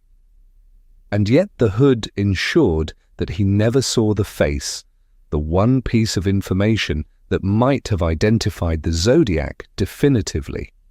In interviews over the years, Brian has been remarkably composed, describing the attack with clinical precision, cooperating fully with investigators, answering questions from journalists and documentary filmmakers. But he's also made it clear that he doesn't spend his life dwelling on that day. He built a career, a life, relationships. The attack is part of his history, but it doesn't define him entirely. Still, the questions never stop. Every few years, when a new suspect emerges or a new theory gains traction, Brian is contacted again, asked to look at photos, to listen to voice recordings, to relive the worst day of his life in service of an investigation that has never reached conclusion. The wound is reopened repeatedly, not by his choice, but by the case's refusal to be solved. Mike Mageau was shot in the face, neck, and chest at Blue Rock Springs. He survived, but the physical and psychological damage was catastrophic. He required extensive reconstructive surgery. His jaw was shattered. His neck was damaged. The recovery took years. Mike has given conflicting statements over the decades, sometimes expressing certainty about details, other times expressing doubt. In 1991, over 20 years after the attack, he identified Arthur Lee Allen from a photo lineup. But the identification came so long after the event, after years of media coverage showing Allen as a suspect, that its reliability has been questioned. Was Mike remembering the actual attacker, or had his memory been influenced by suggestion, by seeing Allen's photo in newspapers and on television for years? The trauma of being shot affects memory in complex ways. The brain's encoding of traumatic events is different from normal memory formation. Details can be lost, distorted, conflated with information learned later. Mike's experience illustrates how witness testimony, even from direct victims, becomes less reliable over time, particularly when the witness is repeatedly exposed to media coverage and investigative suggestions. Mike has largely withdrawn from public life, avoiding interviews and media attention. The attack and its aftermath took decades of his life. The mystery took even more. Cecilia Shepard fought for her life for 2 days in the hospital before dying from the stab wounds inflicted at Lake Berryessa. She was 22 years old, studying to become a music teacher. She had plans, dreams, a future that extended far beyond the small peninsula where she went for a picnic on a sunny September afternoon. The Zodiac reduced her to a statistic, a tally mark in his claimed victim count, a name on a timeline. But she was a person with depth and complexity. Her friends described her as kind, thoughtful, passionate about music. Her family described her as the person who held them together, who mediated conflicts, who made everyone feel valued. She wanted to teach children, to share her love of music with a new generation. All of that ended because someone wanted to kill, wanted to create a mystery, wanted to be remembered. This is easy to forget when the case becomes an intellectual puzzle, a true crime story consumed as entertainment. The victims were real, their deaths were real, the absence they left behind was real, families were destroyed, futures were erased, communities were traumatized. Darlene Ferrin was a wife and mother when she was killed. After her death, rumors circulated that she had known the Zodiac personally, that the attack was personal rather than random. Her family and friends were harassed by amateur investigators for decades, people convinced that Darlene held the key to the mystery, that she could identify the killer if only they could learn her secrets. No credible evidence supports the theory that she knew her killer. The rumors appear to have originated from misunderstandings, from people connecting dots that don't actually connect, from the human need to find meaning and pattern in random violence. Darlene's family had to endure not only her murder, but also decades of intrusion, of people treating her life as a puzzle to be solved rather than a loss to be mourned. Paul Stein was supporting himself through graduate school when he was killed. He was 29, studying English literature at San Francisco State. He loved books, wanted to teach, saw the taxi job as temporary, a means to an end. He picked up a passenger in the theatre district on a Saturday night, a routine fare, one of hundreds he'd driven, and he was killed for a piece of his shirt that the Zodiac used as proof, as authentication of his claims. Paul's murder was the most public, the most witnessed. The closest law enforcement came to catching the killer. Officers drove within feet of the Zodiac minutes after the murder. And yet he walked away, disappearing into the night, never to be identified. These are the people at the center of the mystery. Not the Zodiac, not the investigators or the journalists or the amateur sleuths. The people he killed, the lives he destroyed, the futures he stole. But the case has a way of inverting focus. The killer becomes the protagonist. The victims become supporting characters, footnotes in someone else's story. The mystery becomes more important than the loss, the puzzle more compelling than the tragedy. This is what the Zodiac understood, that in becoming unknowable he would become central, that the void where his identity should be would draw more attention than any confession ever could. That mystery is more powerful than resolution. Let's talk about the technology that might finally solve this case, the advancements in forensic science that have brought new hope to cold cases across the country. In the 1960s and 1970s, forensic investigation relied on fingerprints, handwriting analysis, witness testimony, and basic ballistics. There was no automated fingerprint identification system connecting databases across jurisdictions, no national DNA database, no genetic genealogy, no digital communication tracking.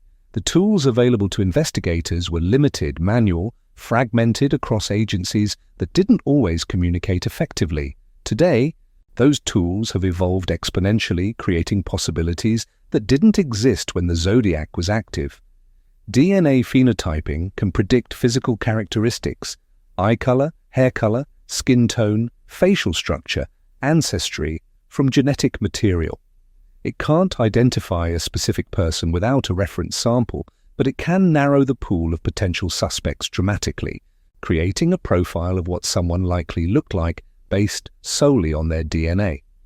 Genetic genealogy uses DNA to build family trees, identifying distant relatives through public genealogy databases and working backward to find common ancestors. This technique has solved dozens of cold cases in recent years. The Golden State Killer, who terrorized California in the 1970s and 1980s, was identified in 2018 using genetic genealogy. Investigators uploaded his DNA to GED Match, a public genealogy database, identified a distant relative, and built a family tree that led them to Joseph James D'Angelo, a former police officer who was arrested, tried, and convicted. The same technique could theoretically identify the Zodiac. The DNA from the letter stamps exists, even if it's partial and degraded. If it could be uploaded to a genealogy database and matched to a distant relative, even a third or fourth cousin, investigators could build a family tree leading to potential suspects, narrowing the field from millions to dozens and eventually to one. Except there's a legal and ethical problem. Public genealogy databases require voluntary participation. Users submit DNA expecting privacy, expecting their genetic information to be used for family history research, not criminal investigation. Law enforcement use of these databases is controversial. Some states have restricted or banned the practice without explicit warrant or consent. Privacy advocates argue that using genealogy databases for criminal investigation violates the trust and expectations of users who never consented to their genetic information being used this way. The Zodiac DNA might not be sufficient quality for genealogy matching. It's partial, degraded by decades of storage, potentially contaminated by postal workers and others who handled the letters. The success rate for genetic genealogy depends on having enough viable genetic markers to build a profile, and it's unclear whether the Zodiac samples meet that threshold.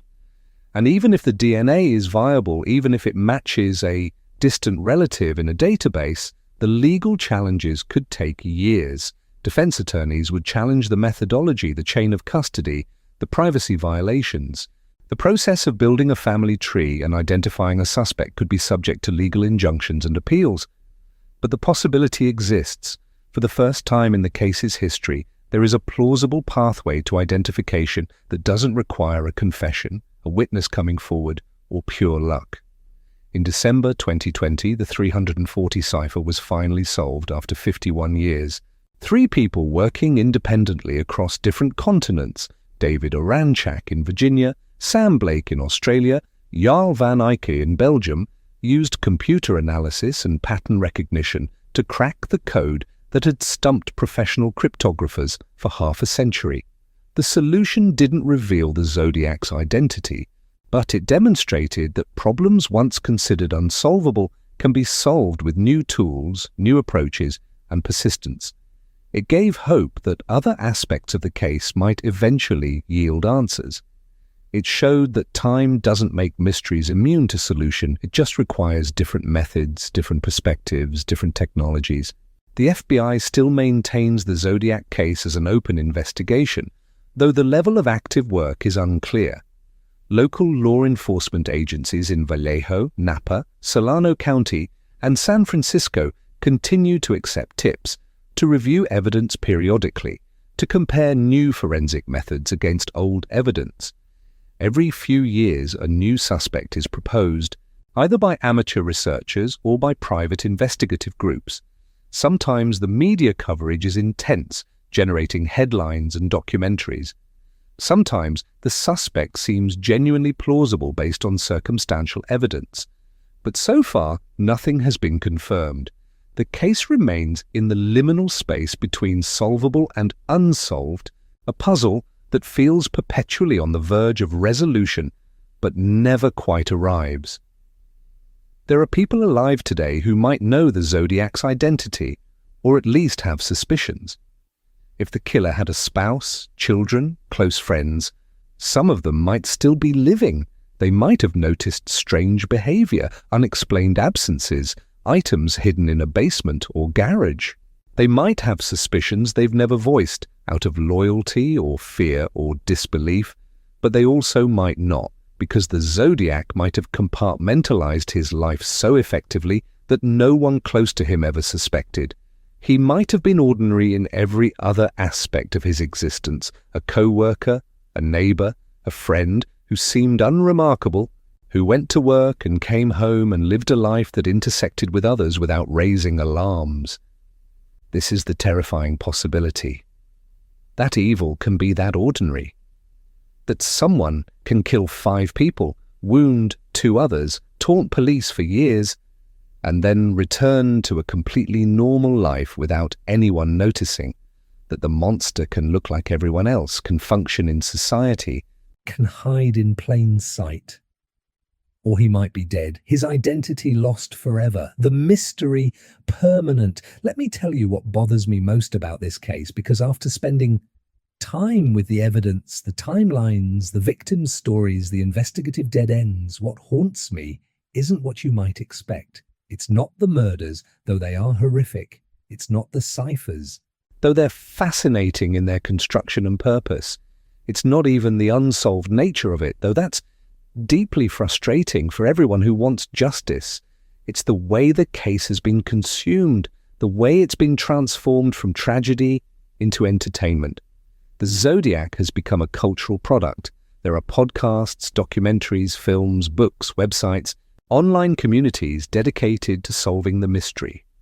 People spend hours, days, years debating theories, analyzing evidence, constructing elaborate scenarios about who the killer might have been. The case has been gamified, turned into a puzzle where solving it brings recognition and status within true crime communities. And somewhere in all that consumption, the victims get lost. David and Betty Lou on their first date, nervous and excited about spending time together. Darlene and her infant daughter at home, a single mother trying to build a stable life. Cecilia fighting for 2 days before dying, asking if Brian was okay, even as her own life was slipping away. Paul Stein trying to pay for graduate school, driving a cab as a temporary job on the path to becoming a teacher. Mike and Brian, survivors who carry trauma decades later, who are contacted every time a new theory emerges, who can never fully leave that night behind. These were lives with futures, relationships, dreams, all ended by someone who wanted to be famous for ending them. The Zodiac wanted attention. He wanted to be remembered. He wanted his mystery to outlive him. And we've given him exactly what he wanted. We've made him immortal. We've ensured that his name, or rather the absence of his name, is known globally, that his symbol is instantly recognizable, that his story is told and retold across generations. Every documentary, every podcast, every article that focuses on the puzzle rather than the people is a victory for the Zodiac's vision. Every theory that treats the case as an intellectual game rather than a tragedy reinforces the narrative he created. Every discussion that centers him instead of his victims gives him power he doesn't deserve. I'm complicit in this too. By creating this video, I'm feeding the same machine. I'm adding to the mythology, ensuring that the Zodiac remains culturally relevant, that his story continues to be told. But maybe there's a way to engage with the case that doesn't surrender entirely to his framing. Maybe we can tell the story differently. Maybe we can shift focus. Maybe the mystery isn't who was the Zodiac. Maybe the mystery is, why do we care more about the killer than the killed? Because that question reveals something about us, about what we find compelling, about what captures our attention and holds it across decades. We're drawn to the unknowable and the unsolved, question without an answer. We want to believe that we could be the one to see the pattern everyone else missed, that we could solve the puzzle, that we could give the story an ending. But some stories don't have endings, some questions don't have answers. And the refusal to accept that is what keeps the Zodiac alive in our collective consciousness. Think about it this way. If the Zodiac was definitively identified tomorrow, DNA match, conclusive evidence, no room for doubt, the case would lose its power almost immediately. It would become closed, resolved, finished, no longer a mystery. The cultural fascination would fade within months, maybe weeks. The case would be moved from the unsolved mysteries category to solved crimes, and it would lose the quality that makes it compelling to so many people. But as long as the case remains unsolved, it stays active in our cultural imagination. It stays relevant. It keeps generating content and attention and speculation. The mystery is more valuable unsolved than it would ever be solved. This is why I think the Zodiac might never be identified, even if the evidence exists to do so. Not because law enforcement is actively suppressing the truth, or because some conspiracy prevents resolution, but because culturally, collectively, we might be invested in not knowing. Because not knowing keeps the story alive, keeps it interesting, keeps it generating the engagement and fascination that solved cases don't sustain. Consider what happens when a major cold case gets solved after decades. There's a brief surge of interest, news coverage, documentaries explaining the solution, retrospectives on the investigation. And then it fades. The case gets moved to the archives. It's no longer a mystery. It's just another crime that was eventually solved. The cultural power evaporates. The Zodiac's power is his absence, his mystery, the void where his identity should be. Fill that void and the power disappears. Solve the case and it becomes ordinary. So maybe the real question isn't who the Zodiac was. Maybe it's what the Zodiac represents, what he tells us about ourselves, about our relationship with fear, and mystery and the unknown. He represents the limits of control, the inability to make sense of senseless violence, the randomness of victimization. The idea that you can be in the wrong place at the wrong time and your entire future can be erased by someone whose motives you'll never understand, whose identity you'll never know. He represents the failure of systems. Law enforcement couldn't catch him despite enormous resources and effort. Forensic science couldn't identify him despite fingerprints and DNA. The media couldn't resist him, publishing his letters and amplifying his message. He exposed the gaps in the infrastructure we rely on for safety and justice, showing that those systems are not infallible, that they can be outmaneuvered or simply fail. He represents the seduction of mystery, the way an unanswered question can become more important than the violence that created it, the way we transform tragedy into entertainment, horror into puzzle, death into narrative, the way we consume suffering as content without fully confronting what that consumption means. And he represents something darker, something that sits at the heart of why this case continues to haunt us. He represents the possibility that someone can do terrible things and get away with it, that justice is not inevitable, that some crimes go unpunished, that some people destroy lives and walk away and die in their beds, never held accountable, never facing consequences for the suffering they caused. This is the thought that haunts people about the Zodiac. Not just that he killed, but that he won, that he achieved exactly what he set out to achieve and was never stopped, never caught, never made to answer for what he did. The families of the victims have lived with this for over 50 years. They've watched the case become commodified, packaged as entertainment, consumed by people who never knew their loved ones. They've seen their family members reduced to entries in a timeline, names on a list, statistics in a body count. They've endured amateur investigators harassing them with theories, contacting them every time someone proposes a new suspect, asking them to relive their trauma in service of someone else's obsession. They've watched the killer become more famous than the people he killed, watched the mystery overshadow the loss, watched the world become fascinated with the question while forgetting the answers that matter. Who were these people? Who would they have become? What was lost when they died? And they've had to accept that they might never get answers, that their loved one's killer might never be identified, that justice might never arrive, that they will live the rest of their lives with this unresolved wound.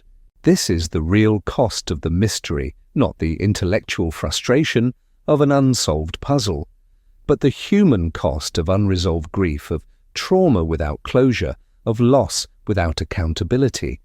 Brian Hartnell has said in interviews that he doesn't spend much time thinking about the Zodiac anymore. He survived. He built a life, career, family, experiences that have nothing to do with that September day in 1969. He moved forward. But the attack is always there, a dividing line that separated his life into before and after, a moment that can never be undone or forgotten. Mike Mageau has struggled more visibly. The trauma affected him for decades: nightmares, hypervigilance, difficulty trusting, the inability to feel safe. The shooting wasn't just a physical injury, bullets tearing through flesh and bone. It was a psychological wound that altered how he experiences the world, how he relates to other people, how he understands safety and danger. The families of those who died carry a different burden. They lost someone suddenly, violently, senselessly, and then for 55 years, the conversation has been about the killer, about his intelligence, his ciphers, his mystery, about everything except the person they lost. Imagine your sister, your daughter, your friend being murdered. And then for more than half a century, every article, every documentary, every discussion centers on the person who killed her, his cleverness, his elusiveness, his place in cultural history. While the person you loved is mentioned briefly, a name in a list, a victim rather than a person. This is why I keep coming back to the question, what are we actually doing when we engage with this case? What are we seeking? What are we honoring? What are we perpetuating? Are we seeking justice? Are we honoring the victims? Or are we just feeding our own fascination with the macabre, consuming tragedy as entertainment, participating in the exact dynamic the Zodiac wanted to create? I don't have a comfortable answer. I think it's probably all of those things simultaneously. We can be genuinely interested in solving the case while also being complicit in the spectacle.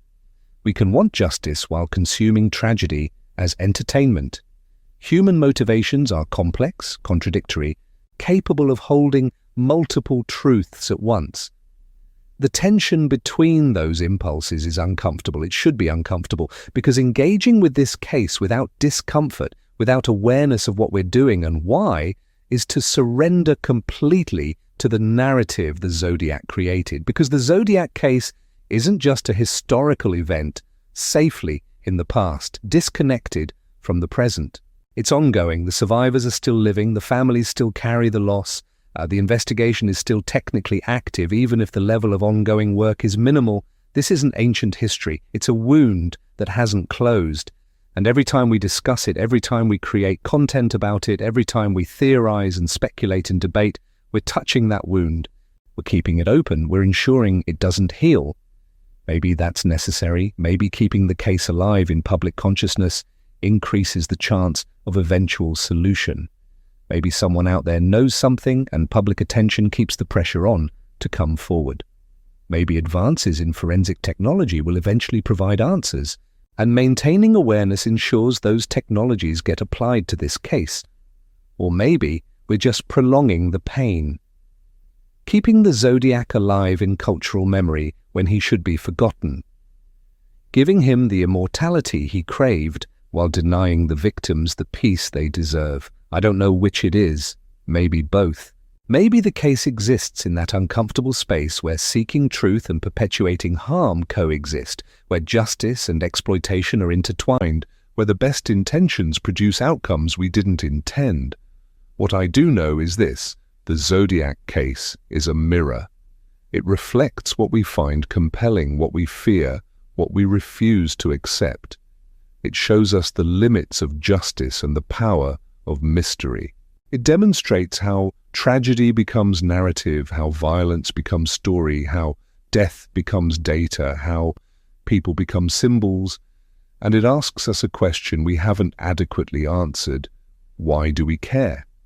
Not the surface answer, because it's a mystery, because it's unsolved, because it's fascinating, but the deeper answer. What need does this case fill? What fear does it activate? What part of ourselves does it speak to? I think it speaks to our need for resolution, for answers, for the world to make sense. We want to believe that crimes get solved, that killers get caught, that justice prevails eventually. The Zodiac case challenges all of that. It shows us a world where someone can kill and taunt and disappear and never face consequences, and we can't accept that. So we keep searching, we keep analyzing, we keep theorizing, because accepting that the case might never be solved means accepting a universe that doesn't guarantee justice, that doesn't provide closure, that allows randomness and violence and incomprehensible loss without redemption or resolution. The Zodiac case forces us to sit with uncertainty, with incompleteness, with the possibility that some questions don't have answers and some stories don't have endings, and maybe that's the real mystery. Not who the Zodiac was, but whether we can accept not knowing. Whether we can hold the question without needing the answer, whether we can honor the victims without solving the case, whether we can acknowledge the tragedy without turning it into entertainment. The case will remain open, the speculation will continue, new suspects will be proposed, new theories will emerge, technology will advance. DNA might eventually provide an answer through genetic genealogy or other methods not yet developed, or it might not. The Zodiac might remain forever in the space between known and unknown, a person who existed, who killed, who wrote letters and created ciphers, and then vanished into anonymity leaving only questions and grief and a mystery that outlived everyone connected to it. His victims will remain dead, the survivors will carry their trauma, the families will live with absence, and we will keep talking about the mystery, the puzzle, the unsolved case, participating in the dynamic the Zodiac created, giving him exactly what he wanted, because that's what the Zodiac created, not just crime scenes and ciphers, but a cultural artifact that outlives evidence, that transcends resolution, that exists in the space where fear meets fascination, where tragedy becomes story, where people become symbols. He wanted to be remembered. He wanted his mystery to endure. He wanted to become more than human, to transform into something permanent and unknowable, a legend that would outlive his physical existence. And in that, at least, he succeeded. The question is whether we're willing to let him keep winning, whether we can shift focus from the killer to the killed, whether we can hold the mystery and the humanity simultaneously, acknowledging the unanswered questions while centering the people whose lives were destroyed, whether we can remember David and Betty Lou and Darlene and Cecilia and Paul as more than victims, as people whose lives had value and meaning beyond the violence that ended them. Because that's the counter-narrative to the Zodiac's mythology, not solving his identity, but honoring theirs, not feeding the mystery, but centering the loss, not asking who he was, but remembering who they were, who they might have become, what the world lost when they died. This is the choice we face every time we engage with this case, to participate in the Zodiac's narrative or to create a different one, to focus on the question he posed or to ask better questions, to treat the case as a puzzle or to treat it as what it actually is. A tragedy with human cost, with real people who suffered and died, with families who carry grief across generations. I don't know if the Zodiac will ever be identified. I don't know if the case will ever be solved. I don't know if justice will ever arrive for the victims and their families. But I know this, the way we talk about the case matters. The questions we ask matter, the focus we choose matters, because the Zodiac is dead or old or irrelevant, but the victims' memories remain, the survivors' trauma remains, the family's loss remains, and they deserve more than to be footnotes in someone else's mystery. They deserve to be remembered as people, as futures that were stolen, as absences that still echo. That's the story that doesn't get told enough. Not the mystery of who the Zodiac was, but the reality of who his victims were and what we lost when they died. So when you think about this case, think about that. Think about the 17-year-old boy on his first date, nervous and excited. The 22-year-old woman who fought for 2 days, asking if her friend was okay, even as she was dying. The taxi driver trying to pay for graduate school, working toward a future that was stolen. The people whose names should mean more than the name we don't know. That's the mystery worth solving. Not the identity of the killer, but the restoration of the killed, the honoring of who they were rather than the obsession with who murdered them. Not the question he posed, but the questions we should be asking instead. Who were they? Who would they have become? What did the world lose when they died? What would their lives have looked like if they had been allowed to continue? What children might they have raised? What art might they have created? What joy might they have experienced and shared? Those are the questions that haunt me. Not who the Zodiac was, but who his victims might have been. What trajectories were interrupted? What potential was destroyed? And those are the answers we'll never have, because the Zodiac took those futures, and no solution, no identification, no justice can ever bring them back. That's the real tragedy, not the unsolved mystery, but the irreversible loss, the permanent absence, the futures that will never be.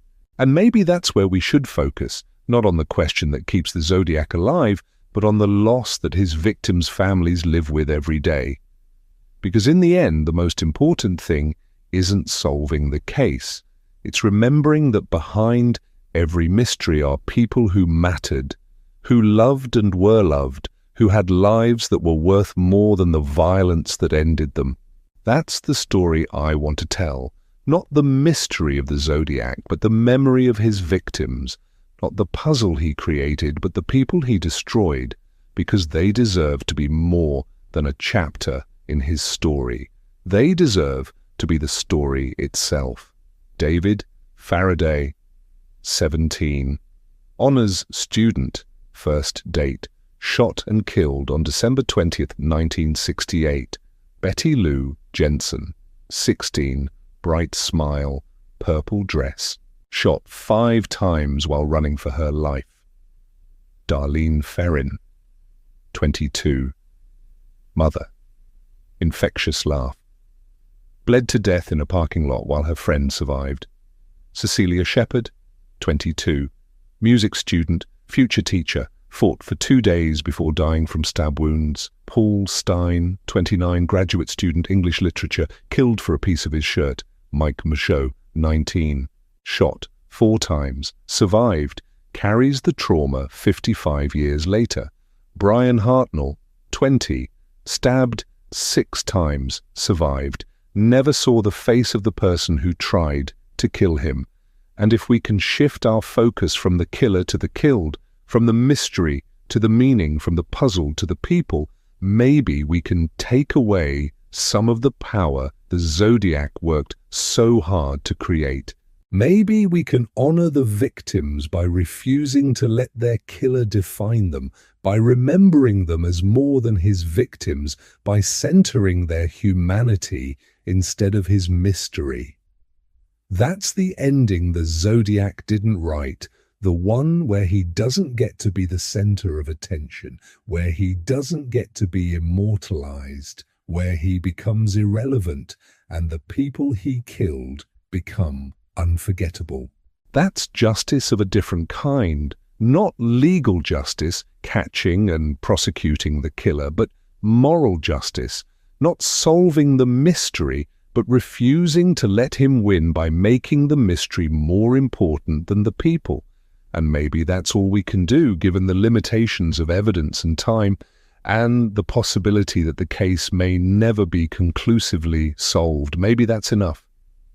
To remember, to honor, to shift focus, to tell a different story than the one the Zodiac wanted told, to say their names and mean it, to learn who they were beyond the moment they died, to acknowledge that their value as human beings exceeds the value of any mystery. David Faraday, Betty Lou Jensen, Darlene Ferrin, Cecilia Shepherd, Paul Stein. And to let the mystery of the Zodiac fade into the background, where it belongs while their memories move to the foreground, because in the end they matter more than he ever did. Their lives matter more than his identity. Their memory matters more than his mystery.